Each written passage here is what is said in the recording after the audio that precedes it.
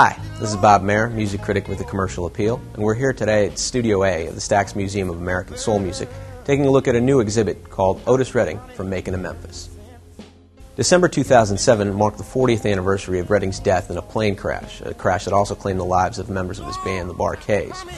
In commemoration of Redding's death, the Stax Museum has opened a new exhibit here in conjunction with his widow, Zelma Redding, and what you see are about 100 different pieces of personal items, artifacts, memorabilia, photographs, many of which have never been seen before up until now.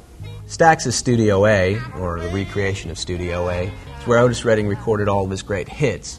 In fact, it was here at this building in Stax in 1962 where Otis Redding was discovered. Originally, he was a chauffeur for another singer, Johnny Jenkins, and it was during a Jenkins session that Otis tried his hand at singing here and impressed the folks and was signed. And what you get with this exhibit really is a sense of how quickly Otis Redding rose from obscurity to stardom.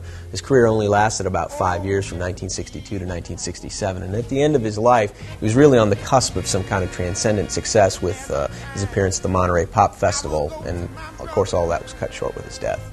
What I really find most appealing about this exhibit is that you really get a sense of the private Redding, and again, that's because a lot of this stuff comes from, the bulk of it comes from Zelma's archive. What you've got that's most interesting to me is a series of photos taken on his family farm, which is a 300-acre spread he bought in the mid-'60s just outside of his hometown in Macon.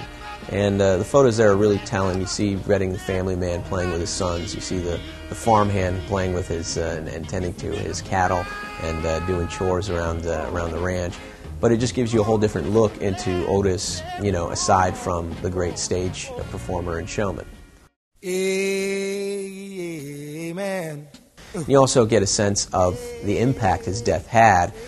What Zelma has included in pristine condition are all the condolence telegrams she got from a whole range of soul stars like the Staple Singers and Patti LaBelle, Nina Simone, Booker T and the MGs, and you get in their personal words a sense of how important Redding was, not just as a performer but as a person. And it really ends with the last shot as a Christmas card, a family Christmas card from 1970. And you see the three children, the three Redding children, and you see them without their father. And it's really a pretty powerful and moving note to end this overall what is a pretty remarkable historical exhibit. Otis Redding from Macon to Memphis, an exhibit from the private collection of Zelma Redding, is sponsored in conjunction with the Georgia Music Hall of Fame and the Big O Youth Foundation.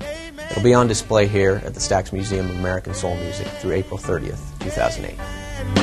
Amen. Amen.